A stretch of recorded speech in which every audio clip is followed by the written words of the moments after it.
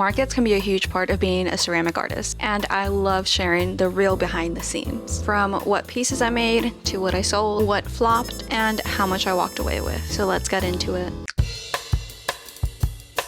Hey guys, if you're new here, my name is Misha and I'm a full-time ceramicist and pottery studio owner in San Diego. And today we're talking about my first market of the season, which actually happened to be on Small Business Saturday. And it was at one of the cutest local coffee shop, but little spoiler, this was the most unprepared I've been for a market. But it hasn't been my least profitable market. So let's talk about how it all started.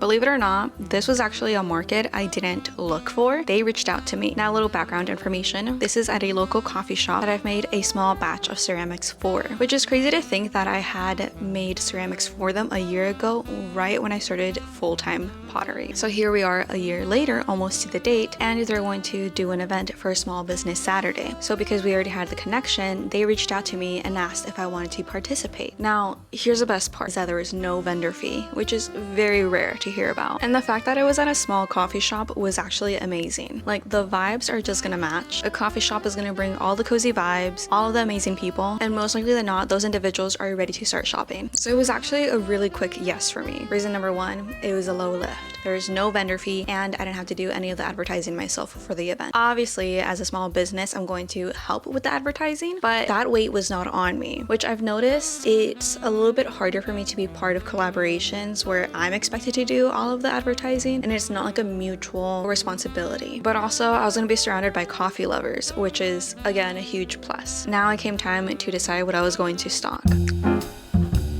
And here's the thing.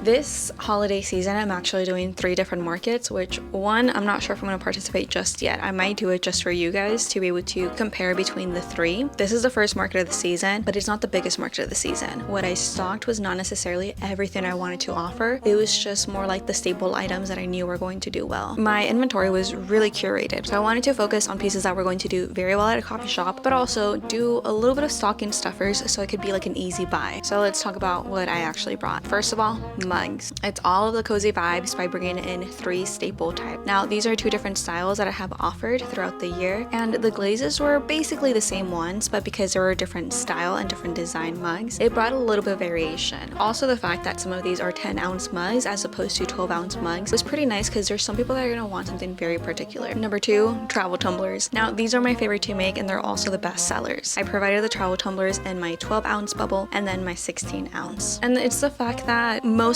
people have not seen this design at all, so they always think, again, it's a toothbrush holder, but like whatever. However, they are kind of like intrigued by the idea, or you have the people on the other side where they know what they're about and they're all hyped about it, so they want to get one. Now, the third thing that I brought onto the market would be jewelry holders and spoon rests. Now, these are 2 items that are perfect for gift giving. In case you don't know what to get somebody, these are great staple items that you can just give away, and it doesn't have to be like, oh, I'm just buying somebody another mug. These are basic items that most individuals are going to enjoy when they receive it, and it's not just your typical mug. They're affordable and they're amazing quick add-on items. Now, the last one was ornament. It's that seasonal impulse buy. Now, since it was a market heading into the holidays, I brought a handful of ornaments, and I generally think that these did not sell enough because I didn't set it up properly in my booth. But speaking of, let's go ahead and have a conversation about the setup.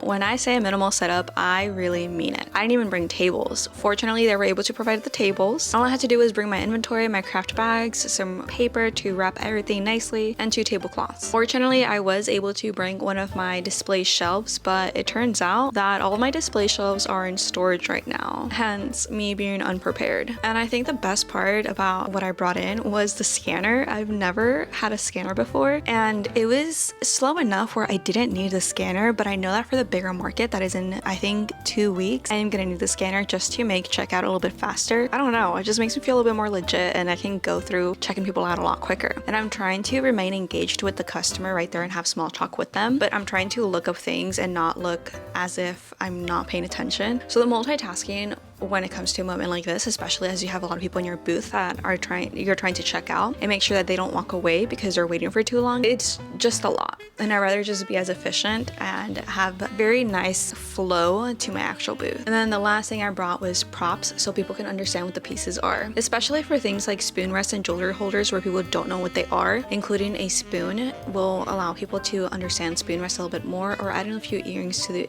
jewelry holder. It really helped out. Get to the real part, which is how the market actually went. And I think this is important to talk about because I really value transparency and I want to share as much as I can, with of course me being comfortable. Traffic was solid. I honestly didn't know if where I was placed was gonna be a hit or miss. I thought it was gonna be a miss, but apparently it was a hit. And this is the thing. Within my first hour, I actually sold 3 items, which that is rare for me. I typically get like a sale within the first hour or the first 2 hours, but most markets that I attend are gonna start at 9 a.m. and I don't see high foot traffic up until like maybe 11 to 12:30. That's when it gets really busy, but between 9 and 11:30, that's when there's just a bunch of people coming through. And I made a good amount. I would say within the first hour, I made $200, which that could honestly be just the vendor fee in itself, or it could cover half of your vendor fee, depending if you're doing a 1-day or a 2-day market. Then at 10:55, I made $558. So you can see that before I even hit like the high foot traffic of any typical market, I had already made $600, which is pretty crazy for me. And if you want to know more about how I set my expectations or how I go about prepping for a market like this, or how I set goals for myself for a market like this, and go check out my other video where I talk about market prep. And all of this prep starts before you actually start making things for the market. So I'll link it on over so you guys can take a look at it. So there is a good amount of foot traffic, and a lot of people that were coming by were actually having conversation and genuinely interested. As you get more practice with doing markets, you'll kind of get the vibe of whether somebody is just being nice to you and talking to you, but they're not really interested in buying something, or if somebody is more like shy and they genuinely want to buy something. But I think like the best part is not even the sales. Like, yes, that's a huge bonus and it's what allows me to keep doing this, but I think the best part is when you meet people that are your supporters online in person. So then when I do get to meet you guys in person, it like means so much. I don't know, it was just like nice to be able to hear that like when my followers saw that I was gonna do a market and decided like to come and support me beyond just the live. So generally that meant so much to me, and thank you once again. But all right, let's talk about the best sellers from this specific market and whether it overlaps with best sellers at other markets. Number 1, travel tumblers, which duh, like we all knew that was going to happen. But what I was shocked about is the actual glazes that sold within those travel tumblers. The most popular travel tumblers that sold today was the lavender and then this like almost like seaweed green and blue color, which nobody wanted this summer, but all of a sudden now people want it, and I think that's kind of crazy. But the next bestseller was going to be regular mugs. Obviously everyone likes a good staple mug and they're going to get these, so I was really happy that they sold, especially because they were more of my second hand and inventory I'm trying to get rid of from this past, not even summer, springtime. And lastly, the third bestseller was jewelry holders, which I kind of figured they were going to do well, but that just means I need to create more inventory for the market that's in 2 weeks. And honestly, I love this item so much because it's such a great gift that is not your typical mug. And apparently people agreed. All right, so now let's talk about an awkward topic, which is money. In total, I made just under $1,000. We came out to be $945 for the entire day. Now, again, this was a 1-day market, 6 hours, no vendor fee at a local coffee shop on Small Business Saturday. Now, after subtracting all the square fees and just a ballpark of expenses for material and electrical for the kiln, I came out to profit just about like $800. And the reason why that is such low in expenses is because 1, I know these are pieces that I've already had for a while, so I know exactly how much clay, how much glaze I need in order to make these pieces. They're not necessarily like large pieces or very like detailed work. They're pretty straightforward and minimal, which 1, that's my style. 2, I love that style. That's the style that I would want to buy. But 3, I'm making sure that I'm keeping my pieces pretty simple so then people are able to afford handmade pieces without feeling like they have to break the bank. Now, before you go to the comment section and you start hating on me, please be aware that this is just what I do for my personal work. For me, this is what I have found I want to provide in my own ceramics. I want to make sure that they are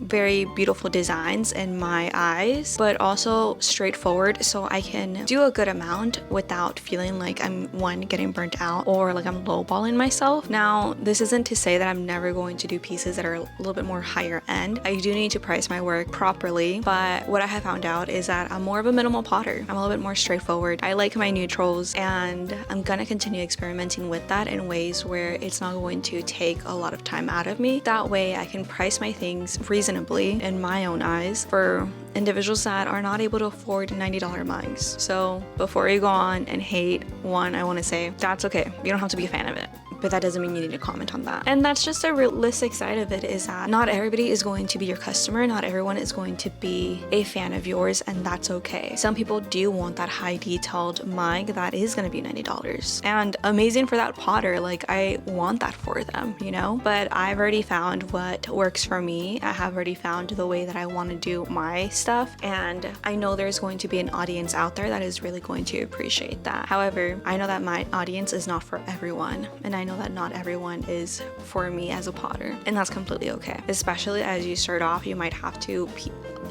price your pieces a little bit lower. That's okay. As you gain more experience and as you continue your journey, you can increase your prices to be a little bit more according to what it should be valued at. But always remember that you're the one that is valuing your work, and you're the one that sets the tone. So don't forget that. Okay, so not only was this a low lift sort of market and the profit was great, but I think the other amazing part about this is that the people were really nice. Like, the guests that we had come in were generally some of the nicest crowd I've met, because at other markets I've had people like heckle me and try to lowball me, and it's just kind of like, for what reason? Like, you don't have to buy something, you don't have to be inside the booth right now. It's okay. This isn't for everyone. Like, I appreciate you taking the time to look at my things and consider it, but you don't have to be rude. And I've had some people be super rude and just like snarky, and it's sometimes hard to just stay quiet and continue smiling. What are we supposed to do? That's only just one little moment out of the entire market, but it does get so tiring when you encounter that over and over and over again at a market, and then you're not ending up with good sales because some locations are just not a good fit for you. Even if it's not them buying an item, it's just a conversation that they can have with me that is really going to keep me going and re-energize me at the market. So it's not always about sales. Sometimes it's about the interactions you have with individuals. And now on to the last part, which is a reflection and what I wish I could do better next time.